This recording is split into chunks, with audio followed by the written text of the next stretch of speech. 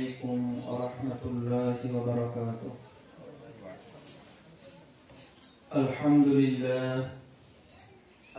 لله الذي لا تراه العيون ولا تخالطه الظنون ولا يصفه الموصفون. الحمد لله الذي يعلم عدد قطر الأمطار ويعلم عدد ورق الأشجار ويعلم ما أظلم عليه الليل وأشرق عليه النهار.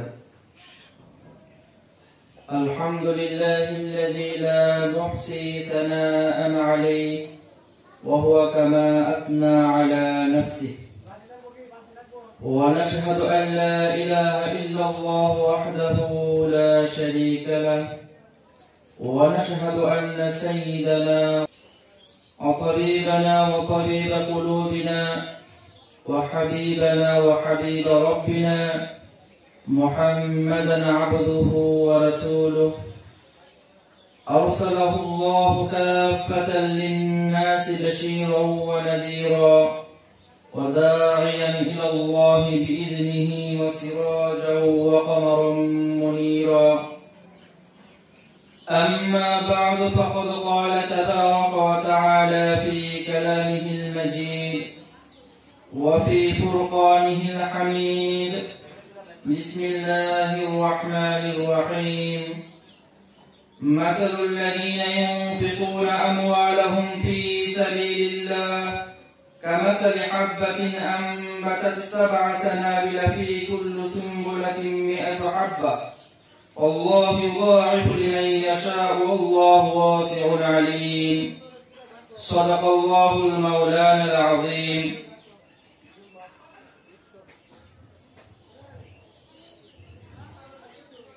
وقال رسول الله صلى الله عليه وسلم: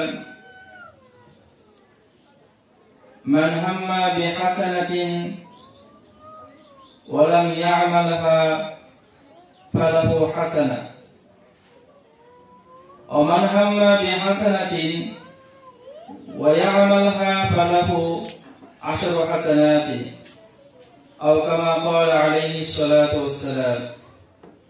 صدق الله المولانا العظيم وصدق رسوله النبي الكريم، ونحن على ذلك لمن الشاهدين والشاكرين، والحمد لله رب العالمين।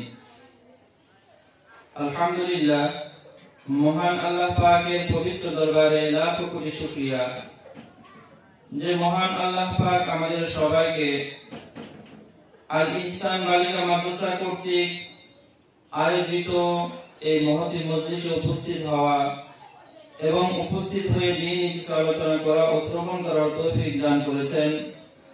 সেই মহান রব্বে কারীমের দরবারে আমরা সকলে হৃদয়ের অন্তঃস্থল থেকে একবার কালিমাতু শুকর আদায় করি, আলহামদুলিল্লাহ। আলহামদুলিল্লাহ আল্লাহ পাকের মেহেরবানি যে আল্লাহ রাব্বুল আলামিন তার অসংখ্য অগণিত মাখলুকাতের মধ্য থেকে বাছাই করে আমাদেরকে আশরাফুল মাখলুকাত, সৃষ্টির শ্রেষ্ঠ জীব মানুষ হিসেবে আল্লাহ রাব্বুল আলামিন সৃষ্টি করেছেন। এর পরবর্তীতে আমাদের উপর আরেকটা নিয়ামত আল্লাহ রাব্বুল আলামিন অনেক বড় একটা নিয়ামত দিয়েছেন। সেই নিয়ামত হলো আল্লাহ রাব্বুল আলামিন আমাদেরকে আখির নবী হযরত মুহাম্মদ সাল্লাল্লাহু আলাইহি ওয়াসাল্লাম এর উম্মত হওয়ার তৌফিক দিয়েছেন। এর পরবর্তী আরেকটা বিশেষ যে নিয়ামত আমার ব্যক্তির মাঝে যেটা রয়েছে, সেই নিয়ামত হলো আল্লাহ রাব্বুল আলামিন আমাকে সুস্থ একটা বিবেক দিয়েছেন। সুস্থ বিবেক দিয়েছেন, এটা অনেক বড় একটা নিয়ামত। যদি উপলব্ধি করতে না পারি, যদি এটা বুঝতে না পারি, তবে রাস্তাঘাটে যে সমস্ত বিকারগ্রস্ত মানুষ যাদের বিবেক বুদ্ধি নষ্ট হয়ে গেছে, ভালো মন্দ তফাৎ করতে জানে না, কোনটা ভালো হবে কোনটা খারাপ হবে বুঝতে পারে না, তাদের দিকে যদি আমরা একটু ভালো করে লক্ষ্য করে দেখি, তবে আমি বুঝতে পারবো যে এই সুস্থ বিবেকের কত দাম। একজন মানুষ সুস্থ স্বাভাবিক, সে কোন জিনিসটা খাবে কোন জিনিস খাওয়া যাবে না বুঝতে পারে, আমরা বুঝতে পারি। কিন্তু যে মানুষটার বিবেক ঠিক নাই, বুদ্ধি ঠিক নাই, পাগল, কোন জিনিস খাওয়া যাবে সেটাও বুঝে না, কোনটা খাওয়া যাবে না সেটাও বুঝে না। কোন সময় কোন কথা বলা যাবে আমরা বুঝতে পারি, কারণ আমাদের বিবেক ভালো। আর যাদের বিবেক বুদ্ধি নাই, ও পাগল, বুঝতেও পারে না কোন জায়গায় কোন কথা বলা যাবে আর কোনটা বলা যাবে না। আল্লাহ রাব্বুল আলামিনের অনেক বড় আরেকটা নিয়ামত আল্লাহ রাব্বুল আলামিন আমাদেরকে দিয়েছেন, সেটা হলো সুস্থ বিবেক, যার মাধ্যমে আমরা খুব সহজে ভালো আর মন্দের তফাৎ করতে জানি। ভালো আর মন্দ এটা আমরা খুব সহজে উপলব্ধি করতে পারি, বুঝতে পারি। সেই বিবেক থেকে বোঝার জন্য ছোট্ট একটা বিষয় আমি আপনাদের সামনে উপস্থাপন করতে চাই, যে আমরা যেই কাজ এবং যেই উপার্জন নিজের পরিশ্রম এবং নিজের হাতের মাধ্যমে করে থাকি, তার প্রতি আমাদের অনেক মায়া থাকে, টান থাকে। আর যে উপার্জন করতে যেই অর্থ করি আমাদের, আমার নিজের পরিশ্রম হয় না, নিজের শ্রম ব্যয় হয় না, তার প্রতি আমার বেশি টান থাকে না, মায়া থাকে না। এই ছোট্ট একটা কথা বোঝানোর জন্য আরেকটা উপমা দিয়ে দিই। আমরা গ্রাম অঞ্চলের মানুষ চাষাবাদ করি, প্রত্যেকেরই কম বেশি জমি আছে, চাষাবাদ করি। আমি আমার যে ক্ষেত্রে চাষাবাদ করি সেই ক্ষেত্রে একটা বাউন্ডারি আছে, একটা এরিয়া আছে। এই এরিয়ার মাঝে যখন আমি কোনো একটা ফসল চাষাবাদ করি, সেটা ধান হোক, শস্য হোক, এটা চাষাবাদ করার পিছনে আমার কিন্তু অনেক শ্রম যায়। প্রথমে এটা হাল দিতে হয়, এরপরে পরিষ্কার করতে হয়, পানি দিতে হয়, এরপর আবার মই দিতে হয়, আবার সার ছিটাইতে হয়, এরপর বীজ বপন করতে হয়, আবার একটু বড় হওয়ার পরে বারবার এটাকে পরিষ্কার করতে হয়। ঠিক এরকম ভাবে ধীরে ধীরে ধীরে ধীরে ফলটা একটু বড় হয়, গাছটা বড় হয়। এই গাছের মধ্যে ধান হলে ধানের অনেকগুলো শীষ হয়, আবার যদি এটা সরিষা ক্ষেত হয়, অনেক সরিষা ধরে। তো তখন দেখতে আমাদের কাছে খুব ভালো লাগে। যখন ফসল উৎপাদন হয়ে গেছে, এই জমির দিকে যখন আমি তাকাই, আমার মনের ভিতরে একটা প্রশান্তি আসে, যা আমার অনেক মেহনতের একটা ফল।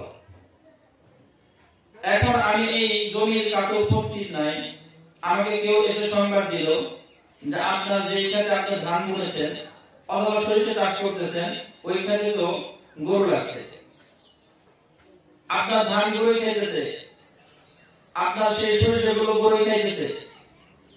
আমাদের কি মনে হয় এই সংবাদ শোনার পরে ঘরে বসে থাকতে পারবো? বলে যে টান লাগবে না, মন চাইলে দৌড়ে গিয়ে ওই গরুটাকে তাড়ে দিয়ে আসি, হাতের কাছে যা পাবো সেটা নিয়ে আমরা চলে যাব। কারণ ওই যে ওই ধানের একটা শীষের মধ্যে গরু যে জিহ্বা লাগাইতেছে, আমার এখান থেকে মনে হইতেছে আমার কলিজায় কামড় দিয়েছে। কারণ আমার এই ক্ষেত এতটুকু পর্যন্ত আমার পিছনে আমার শ্রম গেছে, পরিশ্রম করতে হয়েছে, মায়া আছে, মহব্বত আছে। এই জমির যে ফসল হচ্ছে সেই ফসলের প্রতি আমার একটা টান আছে, খারাপ লাগে। এরপর আমি বুঝি আমার পাশে আরেকটা ক্ষেত আছে, ওই ক্ষেতটা আমার না, আমাদের গ্রামের অন্য কারো। ওই ক্ষেতে সেও ওই ক্ষেতটাকে হাল দিয়েছে, পরিষ্কার করেছে, পানি দিয়েছে, ওই ক্ষেতে সেও চাষাবাদ করেছে। আমার জমিতে আমি যে ধান বুনেছি তার জমিতেও ধান বুনেছে।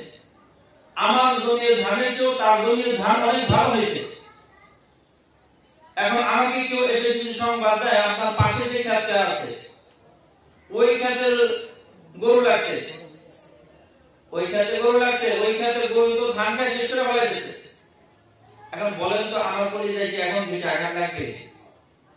আমার আঘাত লাগবে না, আমার ক্ষেত্রে তো লাগে না, পাশের ক্ষেত্রে লাগছে। তো পাশের ক্ষেত্রে লাগছে, আপনার ক্ষেত্রে শুধু ধানের ক্ষেত্রে ভালো, তো তারপরেও আমার পরিচয় কেন টান লাগে না?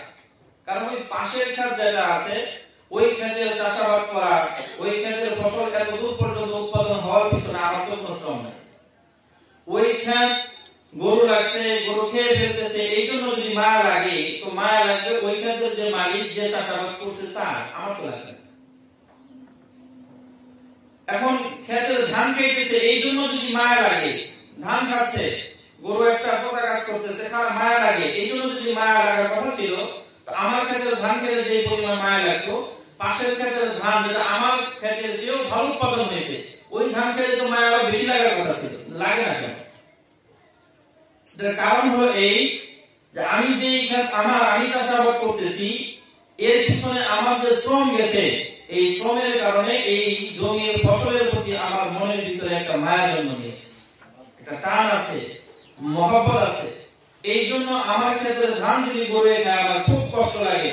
পক্ষান্তরে আমার পাশের ক্ষেত, আমার কোন প্রতিবেশীর ক্ষেতের ভিতরে যদি গরু লাগে, চাই তার ফসলটা অনেক ভালো হোক না কেন, আমাদের কষ্ট লাগে।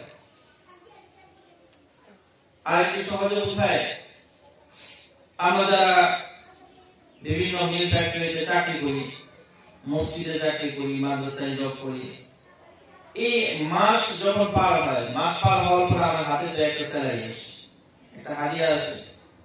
তার এক মাসের শ্রম এই টাকার পিছনে আছে। এই টাকার প্রতি আমার একটা মায়া থাকে, মহব্বত থাকে, টান থাকে। আমি যখন বাজারে কোনো পণ্য ক্রয় করতে যাই, কাঁচা সবজি হোক, আমি সেই পণ্য ক্রয় করার সময় খুব খেয়াল করি যে আমি যেই দোকানে গেলাম, সিম কেনার জন্য গেছি, জিজ্ঞেস করলাম ভাই সিম কত করে, বললো 30 টাকা গেছে। আমার মাথায় ঘুরবে দেখি আরেক দোকানে গিয়ে দেখি 2 টাকা কমে পাওয়া যায় কিনা। আমি ঘুরে আরেক দোকানে যাবো, যাওয়ার পর জিজ্ঞেস করবো ভাই সিম কত করে, বলবো 29 টাকা। আমার মাথা আবার ঢুকে আছে 1 টাকা তো এক দোকান পার হয়েছি, কমে গেছে, আরেক দোকান পার হয়ে দেখি। এইভাবে ঘুরতে ঘুরতে অনেক দোকান পার হয়েছে। পার হওয়ার পরে দেখলাম যে এই সিমটা 28 টাকায় পাওয়া যাচ্ছে। ব্যবধান খুব বেশি না, 2 টাকা ব্যবধান। প্রথম যে দোকানে গিয়েছিলাম 30 টাকা বলেছিল, 5-10 দোকান ঘোরার পরে দেখছি 28 টাকায়। আমার মনের ভিতরে একটু হলেও প্রশান্তি আসছে, 2 টাকা তো কম হলো, এরকমই লাগে।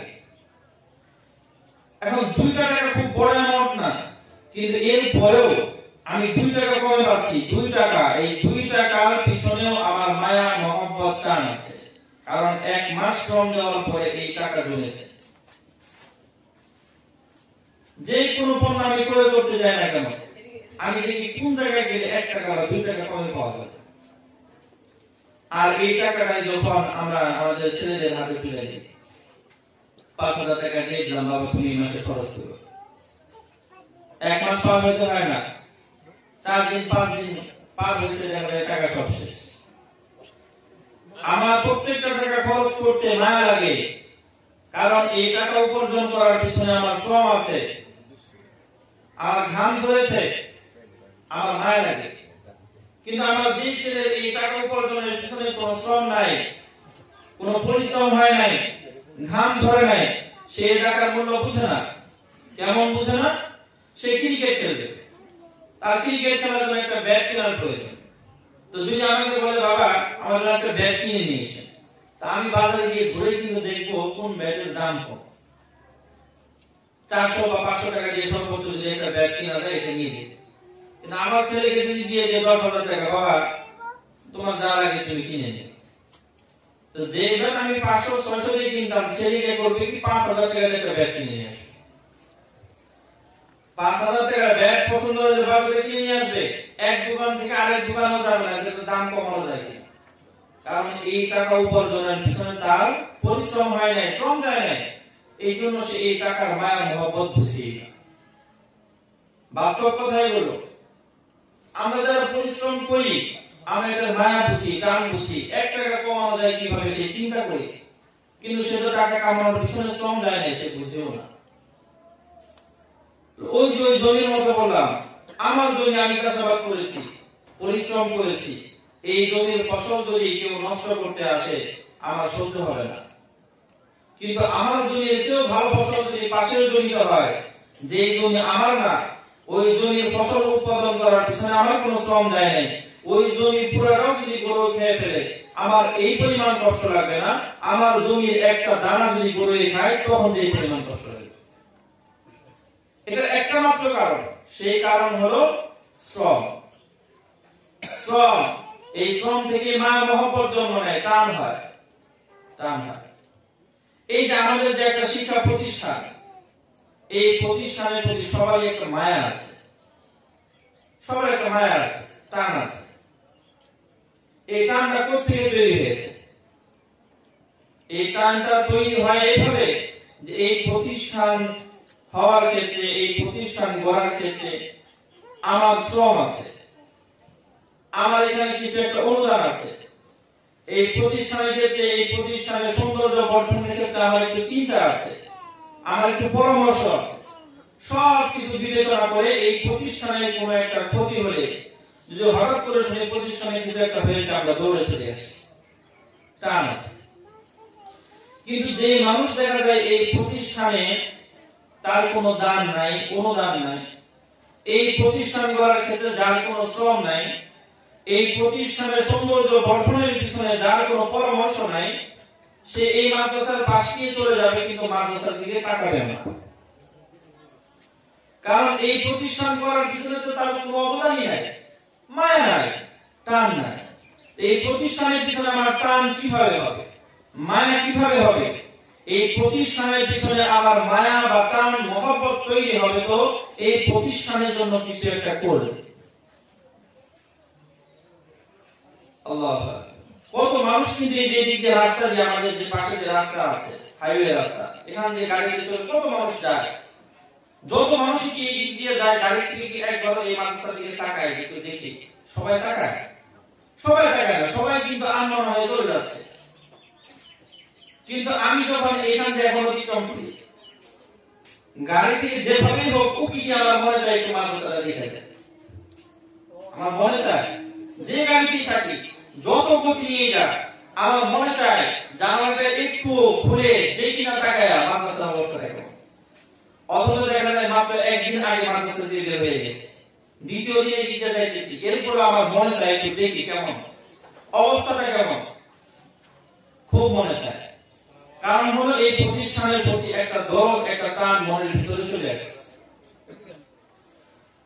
এই জন্য আমরা যে বিষয়টা সমাজে আমি বোঝানোর চেষ্টা করতেছি, সেটা হলো যে কোনো কাজ, সেই কাজের মধ্যে যদি আমার শ্রম থাকে, পরিশ্রম থাকে, তবে তার প্রতি আমার একটা মায়া হবে, টান হবে। এখন এই প্রতিষ্ঠান আমি নিজের কিভাবে মনে করতে পারি যে এই প্রতিষ্ঠানের মধ্যে আমার কোনো শ্রম নাই? এই প্রতিষ্ঠানটা আমি নিজের কিভাবে মনে করতে পারি? যদি মুখে মুখে বলি, কিন্তু অন্তরের টান কিভাবে হবে? এই পরিশ্রম আমার যায় না, আমার মনের ভিতরে টান কিভাবে হবে? এই প্রতিষ্ঠান সৌন্দর্য বর্ধনের জন্য আমি একটু চিন্তাও করি। এই প্রতিষ্ঠানের প্রতি আমার আন্তরিক টান কিভাবে হবে? এই প্রতিষ্ঠানের কোন বাণিজ্যের সাথে তো আমার সম্পর্কই নেই। আর একটা প্রতিষ্ঠানের প্রতি যদি আমার মনের ভিতরে দরদ তৈরি করতে হয়, তো ওই প্রতিষ্ঠানের প্রতি খরচ করতে হবে। যদি কোনো প্রতিষ্ঠানের প্রতি আমার দরদ তৈরি করতে হয়, তাহলে ওই প্রতিষ্ঠানের সাথে সম্পৃক্ত হতে হবে। আমার যদি কোনো একটা প্রতিষ্ঠানের প্রতি মনের ভিতরে আন্তরিকতা তৈরি করতে হয়, তাহলে ওই প্রতিষ্ঠানের সৌন্দর্য বর্ধনের ক্ষেত্রে আমার কিছু একটা চিন্তা ভাবনা করতে হবে, কিভাবে করা যায়, তারপরে না দরদ তৈরি হবে। আল্লাহু আকবার। এখন তো আমি আপনাদেরকে শুধু নজির দেখাইলাম আমাদের ফসলে, আমাদের মাসিক একটা ইনকামে, বড় একটা উপমা আমি আপনাদেরকে দেখাই দিই। মহান আল্লাহ রাব্বুল আলামিন যে এই এত মাখলুকাত সৃষ্টি করেছেন, এই মাখলুকাত গুলোকে সৃষ্টি করার ক্ষেত্রে আল্লাহ রাব্বুল আলামিন দুইটা পন্থা অবলম্বন করেছেন। দুই পদ্ধতি আল্লাহ রাব্বুল আলামিন তার সমস্ত মাখলুকাত গুলোকে সৃষ্টি করেছেন, দুই পদ্ধতি। এর মধ্যে একটা পদ্ধতি হলো আল্লাহ রাব্বুল আলামিন পবিত্র কোরআনে সূরা ইয়াসিনের শেষের দিকে বলে দিয়েছেন যে আল্লাহ রাব্বুল আলামিন যখন কোনো একটা কাজ করতে চান, তখন আল্লাহ রাব্বুল আলামিন একটা আদেশ করেন, কুন, বাংলায় হলো হয়ে যাও। আল্লাহ রাব্বুল আলামিন বলেছেন আমি আদেশ করা মাত্রই ফায়াকুন, সেটা হয়ে যায়। আল্লাহ রাব্বুল আলামিন শুধু বলেন হয়ে যাও, আর আল্লাহ রাব্বুল আলামিন যা ইচ্ছে করেছেন সেটা হয়ে যায়। এটা হলো একটা পদ্ধতি। আরেকটা পদ্ধতি আছে, সেই পদ্ধতি হলো আল্লাহ রাব্বুল আলামিন আরেক পদ্ধতিতে আরেকটা মাখলুক সৃষ্টি করেছেন। এই প্রথম পদ্ধতির কথা বলি, যেমন আল্লাহ রাব্বুল আলামিন সমগ্র দুনিয়াকে সৃষ্টি করতে চাইছেন, আল্লাহ বলেছেন কুন, হয়ে যাও, হয়ে গেছে। গাছপালা তুলবলতা সৃষ্টি করতে চেয়েছেন, আল্লাহ বলেছেন কুন, হয়ে যাও, হয়ে গেছে। নদ নালা এগুলো তৈরি করতে চেয়েছেন, আল্লাহ বলেছেন কুন, হয়ে যাও, হয়ে গেছে। আল্লাহ রাব্বুল আলামিন সাগর সমুদ্রের বড় বড় মাছগুলোকে সৃষ্টি করতে চেয়েছেন, আল্লাহ বলেছেন কুন, হয়ে যাও, হয়ে গেছে। আল্লাহ রাব্বুল আলামিন এত সুন্দর পাখি সৃষ্টি করতে ইচ্ছে করেছেন, আল্লাহ বলেছেন কুন, হয়ে যাও, হয়ে গেছে। এটা হলো আল্লাহ রাব্বুল আলামিনের সৃষ্টির একটা পদ্ধতি। আল্লাহ রাব্বুল আলামিনের সৃষ্টির আরেকটা পদ্ধতি আছে, সেটা হলো আল্লাহ রাব্বুল আলামিন নিজের কুদরতি দুই হাত দ্বারা অনেক আদর করে যত্ন করে একটা সৃষ্টি করেছে। এখন শুধু আমি আপনাদের কাছে ওই সৃষ্টিটা কি সেটা বলার আগে একটা প্রশ্ন রাখি। আল্লাহ রাব্বুল আলামিনের সৃষ্টির পদ্ধতি হলো দুইটা। একটা পদ্ধতি হলো আল্লাহ বললেন কোন হয়ে যাও, বাস হয়ে গেল। আরেকটা পদ্ধতি হলো আল্লাহ রাব্বুল আলামিন নিজের কুদরতি হাত দ্বারা তৈরি করলেন। এই দুই সৃষ্টির মধ্যে কোন সৃষ্টির প্রতি ভালোবাসা, মহব্বত, টান বেশি হবে? যে সৃষ্টিকে আল্লাহ কোন বলে সৃষ্টি করেছেন তার প্রতি, নাকি নিজের কুদরতি হাত দ্বারা বানিয়েছেন তার প্রতি? এখন আপনাদের মনে হয় যে কৌতূহল হলো কুদরতি হাত দ্বারা আল্লাহ কাকে বানাইলেন? আল্লাহ রাব্বুল আলামিন এই কৌতূহলের জবাব পবিত্র কোরআনে দিয়ে দিয়েছেন। আল্লাহ রাব্বুল আলামিন পবিত্র কোরআনে হযরত আদম আলাইহিস সালাতু ওয়াস সালাম এর যে ঘটনা উল্লেখ করেছেন, আদম আলাইহিস সালাতু ওয়াস সালামকে সৃষ্টি করার পর আল্লাহ রাব্বুল আলামিন সমস্ত ফেরেশতাদেরকে বলে দিয়েছিলেন উসজুদু লি আদম, হে আমার ফেরেশতারা তোমরা হযরত আদমকে সিজদা করো। এই ঘটনা আমরা সবাই জানি, এই ঘটনা বড় বড় উদ্দেশ্য না। তো ফাসাদাল মালায়েকাতু কুল্লুহুম, আল্লাহর সকল ফেরেশতারা হযরত আদম আলাইহিস সালাতু ওয়াস সালামকে সিজদা করেছে ইল্লা ইবলিস। কিন্তু সেখানে একজন ব্যতিক্রম ছিল, সে সিজদা করে নাই। এর নাম হলো মিস্টার ইবলিস, সে করে নাই। তো আল্লাহ রাব্বুল আলামিন তিনি এই ইবলিসকে জিজ্ঞেস করেছিলেন যে তুমি কেন সিজদা করলে না? তো আল্লাহ রাব্বুল আলামিন এই কথাটা জিজ্ঞেস করার জন্য সূরা সফ আয়াত নম্বর 15 সেখানে আল্লাহ রাব্বুল আলামিন জিজ্ঞেস করেন ক্বালা ইয়া ইবলিস, আল্লাহ বলেন হে ইবলিস, মা মানাকা আন তাসজুদা লিমা খালাকতু বিয়াদাইয়া। আল্লাহ রাব্বুল আলামিন বলেন হে ইবলিস, ওই সৃষ্টিকে সিজদা করতে তোমাকে কিসে বারণ করলো যে সৃষ্টিকে আমি রব নিজের কুদরতি দুই হাত দ্বারা বানিয়েছি? আল্লাহ বলেছেন, আমি বলছি না যে আল্লাহ নিজের কুদরতি হাত দ্বারা বানিয়েছেন, আল্লাহ নিজে বলেছেন খালাকতু বিয়াদাইয়া। ইয়াদুন শব্দের অর্থ হলো হাত, এটার দ্বিবচন হয় ইয়াদাইনি। এটা আল্লাহ রাব্বুল আলামিন নিজে থেকে নিসবত করে বলেছেন ইয়াদাইয়া, আমার কুদরতি দুই হাত দ্বারা আমি যে সৃষ্টিকে তৈরি করলাম, এত মায়া করে মহব্বত করে যে আদমকে আমি বানাইলাম, সেই আদমকে সিজদা দিতে তোমাকে কিসে বারণ করেছে? এই আয়াত থেকে আমরা বুঝতে পারি হযরত আদম আলাইহিস সালাতু ওয়াস সালামকে আল্লাহ রাব্বুল আলামিন ওই প্রথম পদ্ধতিতে সৃষ্টি করেন নাই যে কোন আদম তুমি হয়ে যাও, আর হয়ে গেছে, এরকম করেন নাই। বরং আল্লাহ রাব্বুল আলামিন নিজের দুই কুদরতি হাত দ্বারা সৃষ্টি করেছেন। এটার আরেকটা দলিল আমি আপনাদেরকে দেই, যে দলিলটা রাসূল সাল্লাল্লাহু আলাইহি ওয়াসাল্লামের হাদিসের মাঝে আছে। বাইহাকী শরীফে এই হাদিসটি বর্ণিত আছে হযরত জাবির রাদিয়াল্লাহু তাআলা আনহু থেকে। এই হাদিসটি বর্ণনা করার আরেকটা উদ্দেশ্য আছে যে আল্লাহ রাব্বুল আলামিন যে শুধুমাত্র আদম আলাইহিস সালাতু ওয়াস সালামকে হাত দ্বারা তৈরি করেছেন কুদরতি হাত দ্বারা, এখানে ক্ষান্ত নয়, ভালোবাসা শুধু হযরত আদম পর্যন্ত নয়, এই টান, এই মহব্বত, এই আবেগ শুধু হযরত আদম পর্যন্ত নয়, এই টান, এই ভালোবাসা কতটা বিস্তৃত এটা বোঝানোর জন্য এই হাদিসটা আপনাদেরকে শোনাতে যাচ্ছি। যে হযরত জাবির রাদিয়াল্লাহু আনহু থেকে বর্ণিত যে নবী সাল্লাল্লাহু আলাইহি ওয়াসাল্লাম বলেন, রাসূল সাল্লাল্লাহু আলাইহি ওয়াসাল্লাম বলেছেন লাম্মা খালাকাল্লাহু আদম ওয়া যুররিয়াতাহু, আল্লাহ রাব্বুল আলামিন যখন হযরত আদমকে সৃষ্টি করলেন এবং হযরত আদম আলাইহিস সালাতু ওয়াস সালাম এর দ্বারা সন্তানাদি হবেন, তাদেরকে যখন আল্লাহ রাব্বুল আলামিন হযরত আদম আলাইহিস সালাতু ওয়াস সালাম এর পৃষ্ঠদেশের মধ্যে ফিট করে দিলেন যে তোমার সন্তান এভাবে হবে, তো আল্লাহ রাব্বুল আলামিন ঠিক তখন ক্বালাতিল মালায়েকা, ফেরেশতারা বলল ইয়া রাব্বি খালাকতাহুম ইয়াকুলুনা ওয়া ইয়াশরাবুনা ওয়া ইয়ানকিহুন ওয়া ইয়ারকাবুন, হে আল্লাহ আপনি যে আদমকে বানাইলেন, আদমের সন্তানাদিদেরকে বানাইলেন, এদের কাজ কি? এদের তো খুব বড় কোনো কাজ দেখি না। তারা কি করবে?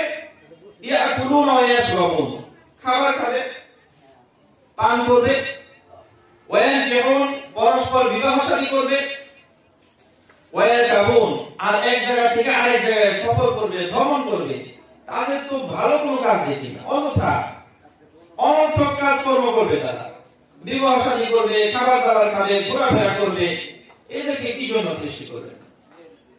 কথা বুঝা যায়? তো জিবরিল আলাইহিস ফেরেশতারা তার আল্লাহর কাছে এটা বলার পরে বললেন যে আল্লাহ, আমরা একটা পরামর্শ দিই। ফেরেশতারা আল্লাহ রাব্বুল আলামিনকে একটা পরামর্শ দিচ্ছেন যে আল্লাহ, আমরা বলি ফাজআল লাহুমুদ দুনিয়া ওয়া লাল আখিরাহ, হে আল্লাহ, এই যে মানুষগুলোকে বানাইছেন খাবার দাবার খাবে, বিবাহ শাদী করবে, ঘোরাফেরা করবে, অতএব দুনিয়ার জীবন তাদের দিয়ে দেন, তাদেরকে দুনিয়ার জীবন দিয়ে দেন। আর আমরা ফেরেশতারা যেহেতু আপনার তাসবিহ পাঠ করি, আপনার তাহমিদ করি, আপনার সব কথা পালন করি, অতএব ফাজআল লানাল আখিরাহ, আপনি আখিরাত আমাদেরকে দিয়ে দেন, দুই ভাগ করে দেন। বনি আদমকে দুনিয়া দিয়ে দেন, আর আমরা ফেরেশতাদেরকে আপনি আখিরাত দিয়ে দেন। এটা হলো আল্লাহর কাছে ফেরেশতাদের আবেদন।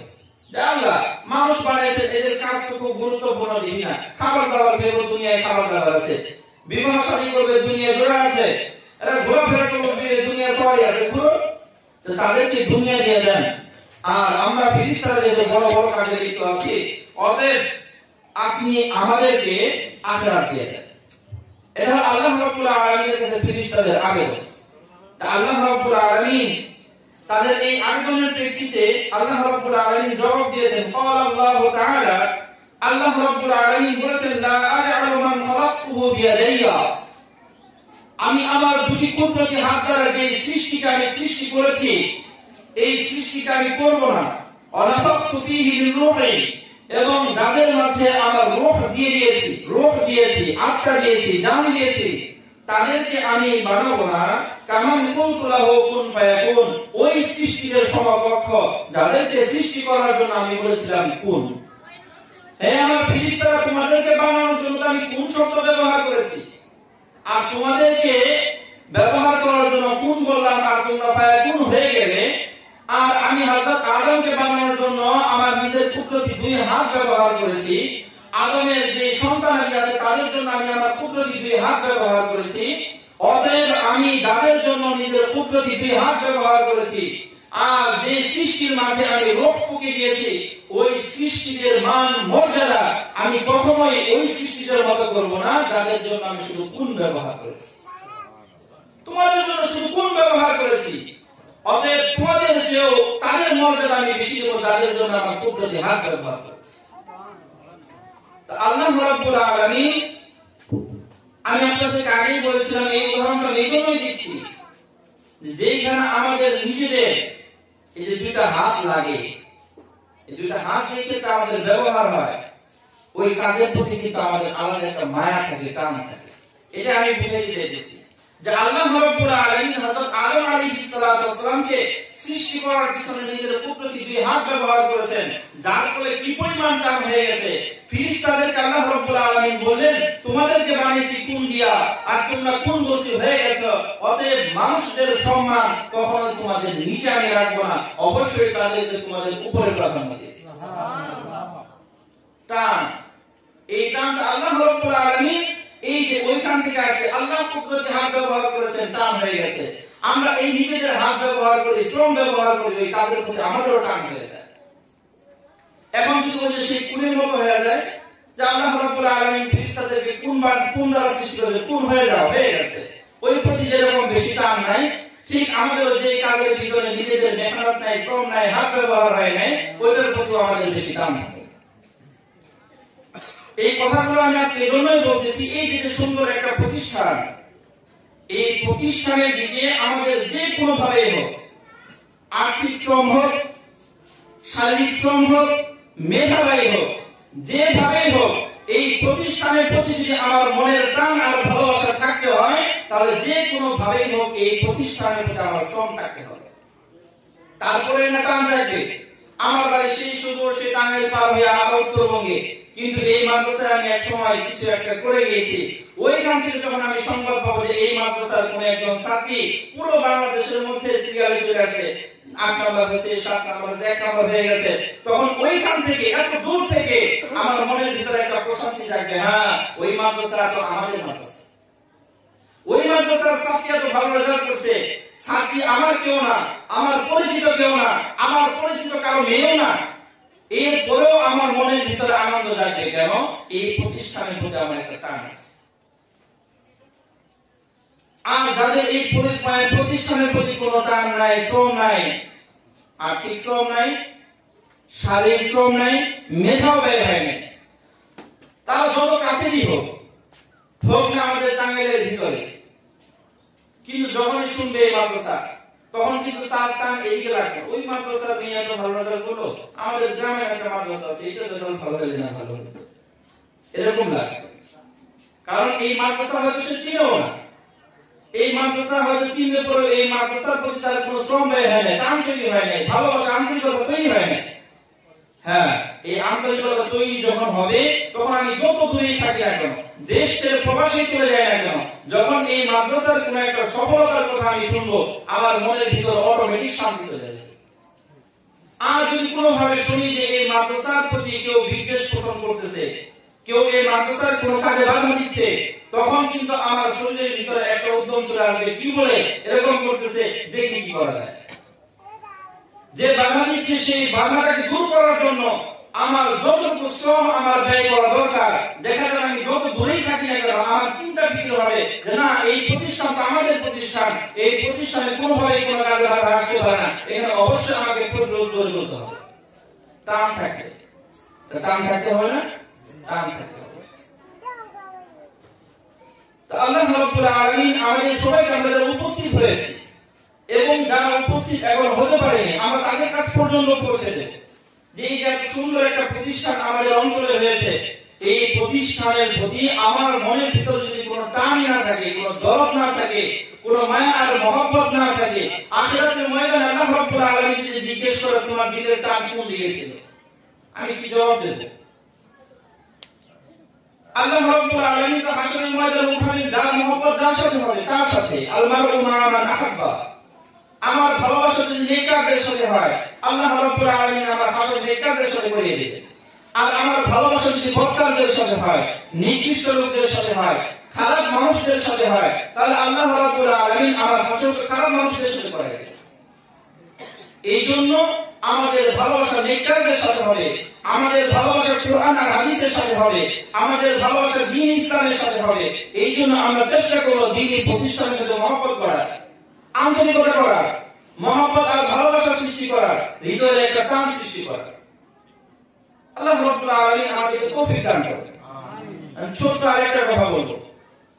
আল্লাহ রাব্বুল আলামিন এই এতক্ষণ যে কথাগুলো বললাম, এরকম যে কথাগুলো আমি বললাম, এই কথাগুলোর মধ্য থেকে ছোট্ট আরেকটা কথা আমি বের করে নিয়ে আসি যে এই যে আমি একটা প্রতিষ্ঠানের প্রতি দরদ তৈরি করতে চাই, আমি সেই প্রতিষ্ঠানের সাথে আমার একটা সম্পর্ক তৈরি করতে চাই, এই সম্পর্ক তৈরি করলাম, হৃদয়ের একটা টান হলো, আখিরাতের পর কি হবে? মনে কিন্তু একটা টান হইলো, এটা বুঝলাম, দুনিয়ায় একটা আন্তরিকতা মায়া মহব্বত হলো, দিনের একটা প্রশান্তি আসলো, দিনের প্রশান্তি এটা তো দুনিয়া পর্যন্ত, আখিরাতে কি হবে? আল্লাহ রাব্বুল আলামিন পবিত্র কোরআনে বলে দিয়েছেন যে আমার কোন একটা বান্দা যদি একটা নেকির কাজ নিয়ে আসে, কয়টা? একটা নেকির কাজ নিয়ে আসে, তো আল্লাহ রাব্বুল আলামিন বলেছেন আমি এর বিনিময়ে তাকে 10 গুণ দেব। একটা নেকির কাজ নিয়ে আসলে আল্লাহ বিনিময়ে কয় গুণ দেবেন? 10 গুণ। এটা সর্বনিম্ন এটা। আল্লাহ রাব্বুল আলামিন বলেছেন একটা নেকি নিয়ে আসবা আমি 10 গুণ করে দেব। 10 গুণ সর্বনিম্ন।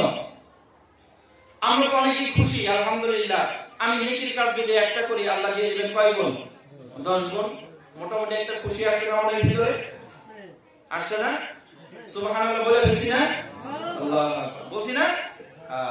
কিন্তু রাসূল সাল্লাল্লাহু আলাইহি ওয়াসাল্লাম বলেছেন যে না, হবে না। আমাদের নবী হযরত মুহাম্মদ সাল্লাল্লাহু আলাইহি ওয়াসাল্লাম বলেছেন আল্লাহ একের বিনিময়ে 10 চলবে না।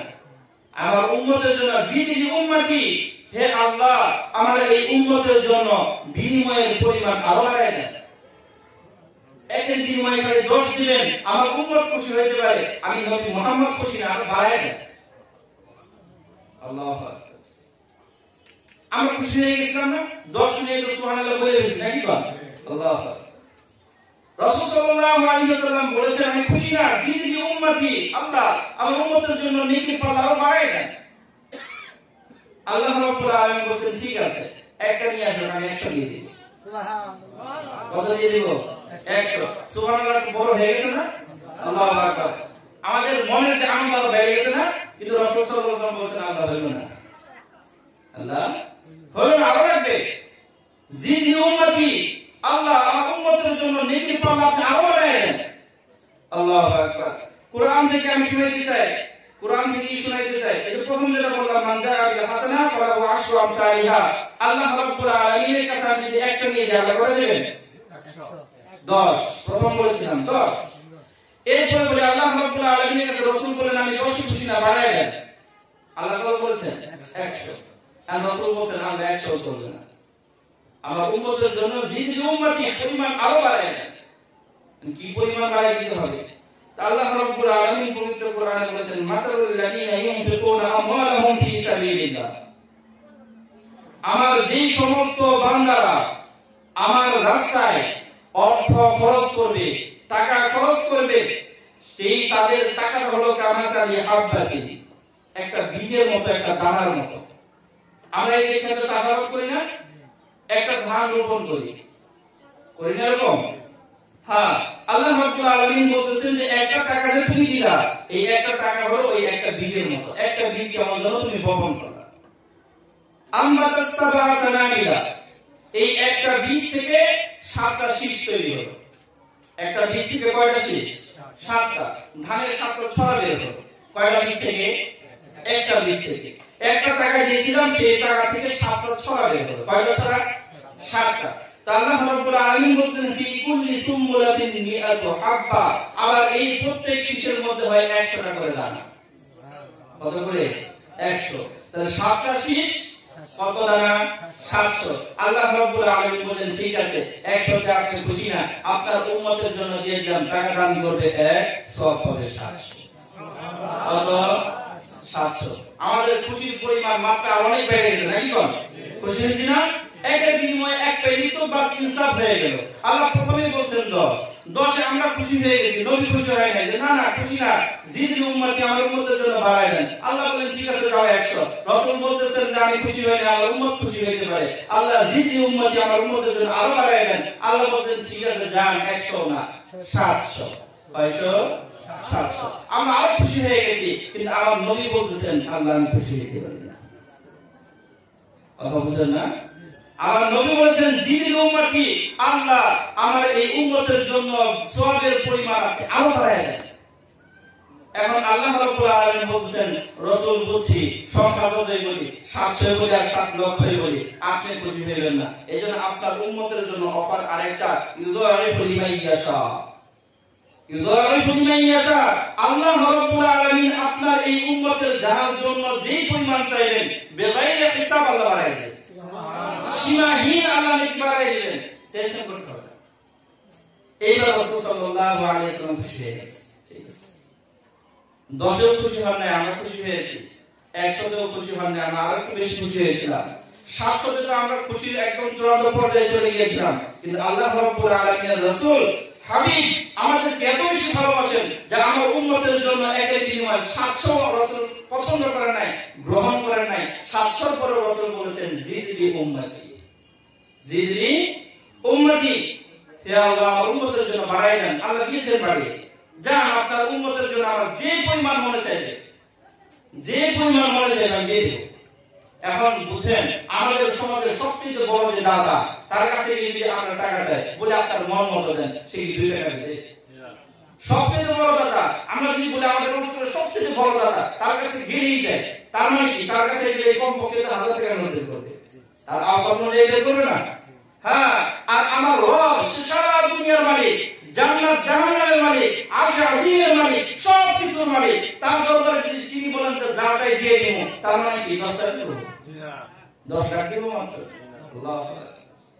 আল্লাহ রাব্বুল আলামিন যেমন যত বড় জাত, আল্লাহ রাব্বুল আলামিনের দাম তো ঠিক তত বড়ই হবে। আল্লাহ রাব্বুল আলামিন যত বড়, দামও হবে তত বড়। আল্লাহ রাব্বুল আলামিনের মহত্ব যত বিশাল, আল্লাহ রাব্বুল আলামিনের দানের পাল্লাও তত হবে বিশাল। এজন্য আল্লাহ রাব্বুল আলামিন যেহেতু বলেছেন হিসাব ছাড়া দিয়ে দেব, এর মানে এর হিসাব কষা আমাদের দ্বারা সম্ভব না। হিসাব কষার দরকার নাই, ক্যালকুলেটরে ধরবে না, দরকার নাই, রাসূল বাড়িয়ে দিয়েছেন। আল্লাহ আল্লাহ। এখন বিষয়টা হলো এই যে আল্লাহ রাব্বুল আলামিন আমাদের উম্মতের জন্য, রাসূলের উম্মতের জন্য রাসূল সাল্লাল্লাহু আলাইহি ওয়াসাল্লাম একের পর এক আবেদন করলেন, আল্লাহ রাব্বুল আলামিন একের পর এক আবেদন গ্রহণ করলেন, আমার নবীকে খুশি করে দিলেন।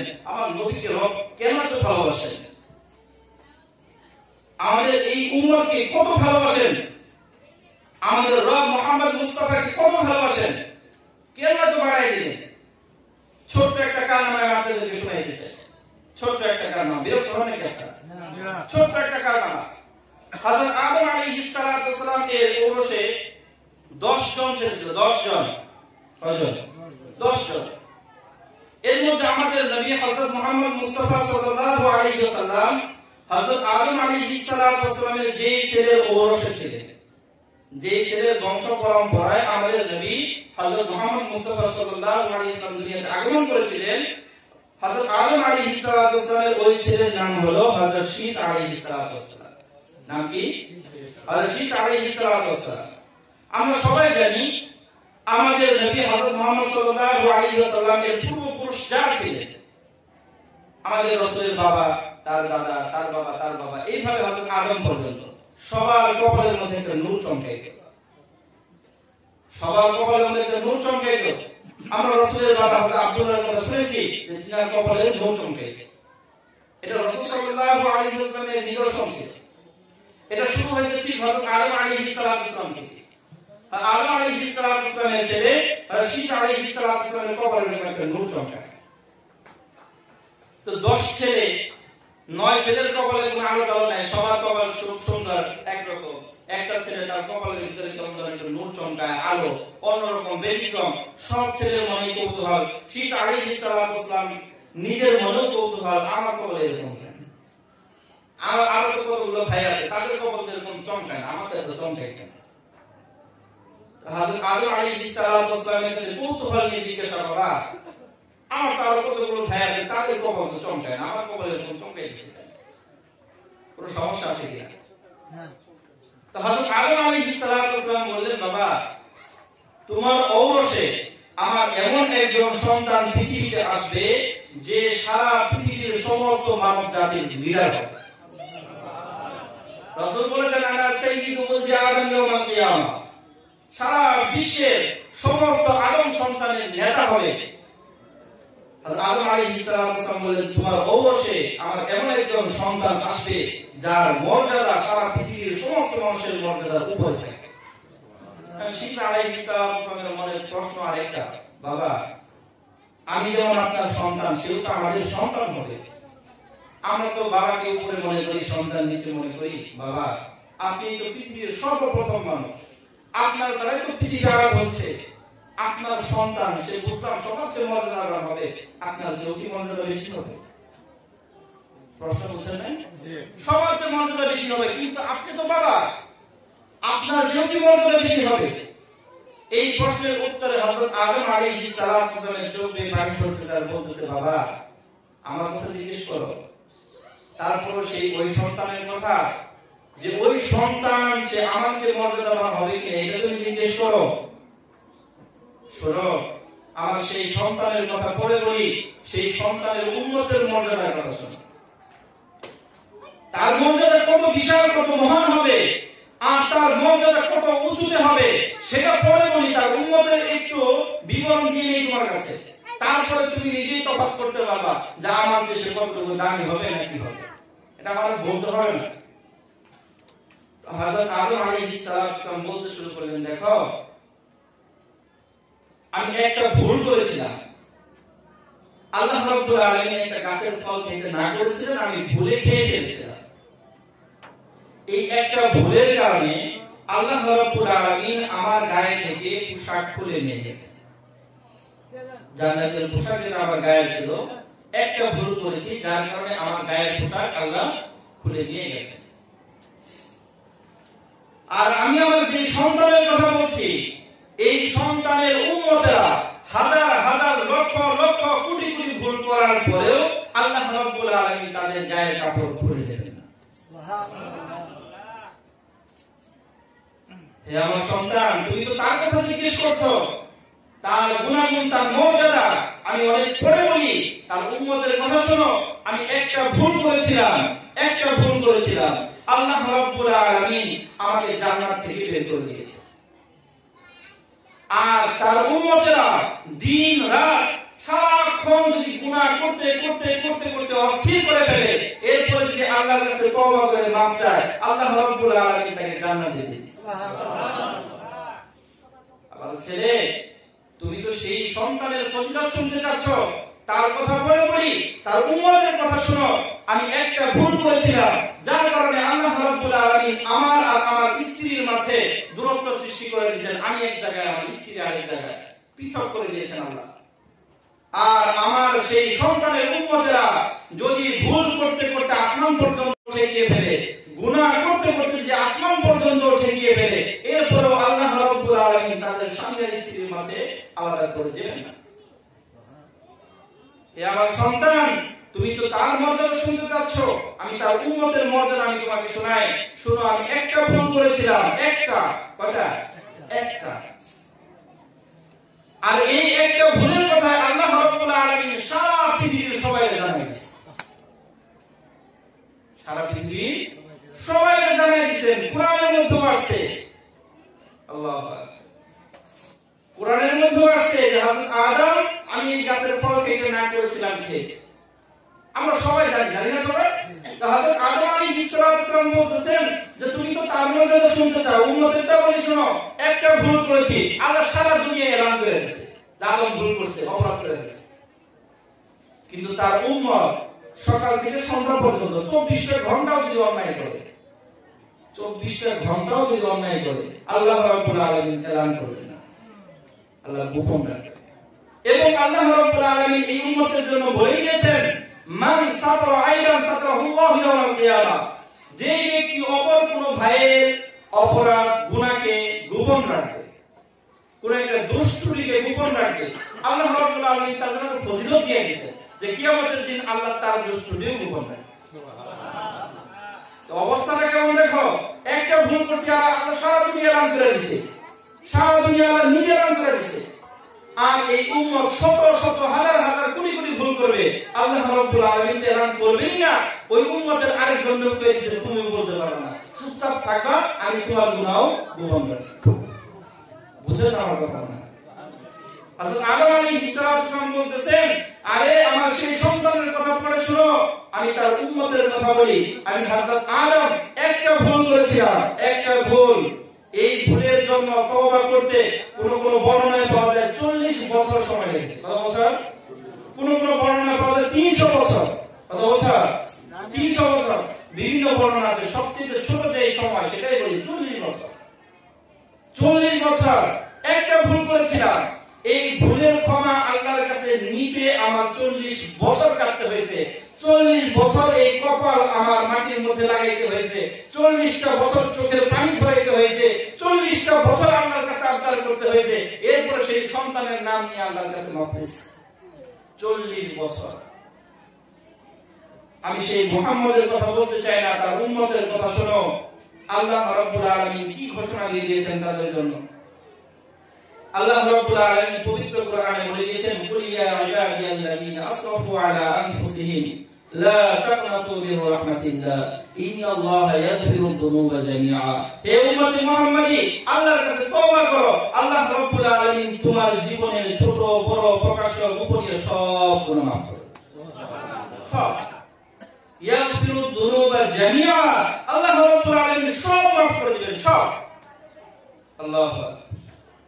রাসূল সাল্লাল্লাহু আলাইহি ওয়াসাল্লাম আরেকটা হাদিস শোনায়, যে হাদিসটা হলো হাদিসে কুদসি। আল্লাহ রাব্বুল আলামিনের কালাম রাসূলের জবানিতে। আল্লাহ রাব্বুল আলামিন বলেন, ইয়া ইবনে আদম, হে আদম সন্তান শোনো, লাউ বালাগাত যুনুবুকা আনানাস সামা, তোমার নিজের গুনাহ, লাও বালাগাত যুনুবুকা, আল্লাহ রাব্বুল আলামিন এক বচন ব্যবহার করেছেন, যুনুবুকা, তোমার গুনাহ। কেমন যেন আল্লাহ আমাকে বলতেছেন যে তোমার গুনাহ, আমাদের সবাইকে আলাদা করে বলছেন তোমার নিজের গুনাহ, লাও বালাগাত যুনুবুকা, তোমার একজনের গুনাহ যদি পৌঁছে যায় আনানাস সামা, সেই আকাশের সেই উচ্চতা পর্যন্ত, একজনের গুনাহ সারা দুনিয়া ভরতে ভরতে ভরতে ভরতে আসমান পর্যন্ত থেকে এসেছে। আল্লাহু আকবার। আমি মাওলানা তারিক জামিল সাহেবকে বারবার কসম করে বলতে শুনেছি, কসম করে বলেন, আল্লাহ কসম করে বলি, সারা দুনিয়ার সমস্ত মানুষ যদি একত্র হয়ে গুনাহ করতে শুরু করে, এরপর দুনিয়া বেড়ে আসমান পর্যন্ত থেকে পারবে না। সারা দুনিয়ার মানুষ একত্র হয়েও পারবে না। তার আল্লাহ বলতেছেন সারা দুনিয়ার মানুষ পরের কথা, হে উম্মতে মুহাম্মাদি, তুমি একা যদি গুনাহ করতে করতে আসমান পর্যন্ত থেকে গেল, একা, সবাই মিলে না, একা। এরপর আল্লাহ রাব্বুল আলামিন লাউ বালাগাত যুনুবুকা আনানাস সামা সুম্মা আস্তাগফিরনি, এরপরে একবার আমার কাছে ক্ষমা চাও, খালিদ একবার, খালিদ যদি একবার আমার কাছে মাফ চাও, আমার কাছে তওবা করো, একবার, কয়বার? একবার। গুনাহ কোন পর্যন্ত থেকে গেছে? আসমান পর্যন্ত। আল্লাহর ওয়াদা, লাউ বালাগাত যুনুবুকা আনানাস সামা সুম্মা আস্তাগফিরনি, এরপর যদি আমার কাছে তুমি মাফ চাও একবার, আল্লাহ বলেন লা গফারতুল্লাহ, আল্লাহ শুধু বলতে পারতেন গফারতুল্লাহ, আমি তোমাকে ক্ষমা করে দেব। আল্লাহ শুধু আরেকটা তাকিদ ব্যবহার করেছেন, লা গফারতুল্লাহ, লামে তাকিদ, অবশ্যই আমি তোমাকে ক্ষমা করে দেব। আল্লাহ বলেন অবশ্যই আমি তোমাকে ক্ষমা করে দেব। এখন বিষয় হলো, আমরা তো কারো কাছে অন্যায় করলে, অপরাধ করলে তার কাছে যখন মাপ চাইতে যাই, সে যদি মাফ করে দেয়, একটু খটা মনে করে, একটু একটু কেমন যেন করে না, করো একটু পরে, আচ্ছা তুমি এরকম করো, তুমি ভালো হয়ে যাও, তাহলে মাফ করো, এই করো সেই করো, কত ওয়াদা অঙ্গীকার দিয়ে তারপরে মাফ করো না। আল্লাহ রাব্বুল আলামিন লা গফারতুল্লাহ, আমি তোমার সারা জীবনের সব গুনাহ মাফ করে দেব। আল্লাহ রাব্বুল আলামিন বলতেছেন ফালা উবালি, আমি কোনো পরোয়া করব না। আমি যে তোমার এই যত গুনাহ মাফ করে দিলাম, আমি তো এরকম তোমার উপর ইহসান বলবো না, দেখছো তোমার সারা জীবনের গুনাহ মাফ করে দিয়েছি, ফালা উবালি, আমার কোনো পরোয়া থাকবে না, বাস এমনি খালি মাপ চাইবা করে। ওয়াদা কে করেছে? হযরত আদম আলাইহিস সালাম বলতেছেন তার ছেলে শীষকে, এখন কি তার মর্যাদার কথা বলতে হবে? কথা বলছেন না? যে তুমি তো তার মর্যাদার ব্যাপারে জিজ্ঞেস করতে চাইছো, যে তোমার কপালে যে নূর চমকায়, এটা কি জন্য চমকায়, এটা কোন পর্যন্ত যাবে, সেই সন্তান কতটুকু মর্যাদাবান হবে, সেটা কি আর বলতে বাকি রয়ে গেছে? তার উম্মতের মর্যাদা যদি এত মর্যাদা হয়, সারা পৃথিবীতে হযরত আদম থেকে এই পর্যন্ত যত নবী আর রাসূল এসেছেন, সমস্ত নবী আর রাসূলের যত উম্মত আছে, সব উম্মতের যে সবচেয়ে বেশি দামি উম্মত, উম্মতে মুহাম্মদ। সেখানে হযরত আদমের উম্মত আছেন, হযরত মূসার উম্মত আছেন, হযরত ঈসার উম্মত আছেন, হযরত নূহ আলাইহিস সালামের উম্মত আছেন, হযরত ঈসা আলাইহিস সালামের উম্মত আছেন, হযরত যাকারিয়ার উম্মত আছেন, কত কত নবীর উম্মত আছেন, হযরত ইব্রাহিম আলাইহিস সালামের উম্মত আছেন। আল্লাহু আকবার। কিন্তু সব উম্মতের উপর আল্লাহ রাব্বুল আলামিন এই উম্মত মুহাম্মাদকে প্রাধান্য দিয়েছেন। তো উম্মত যদি এত দামি হয়, তাদের নবীর দাম কি পরিমাণ হবে? নবীর দাম কি পরিমাণ হবে?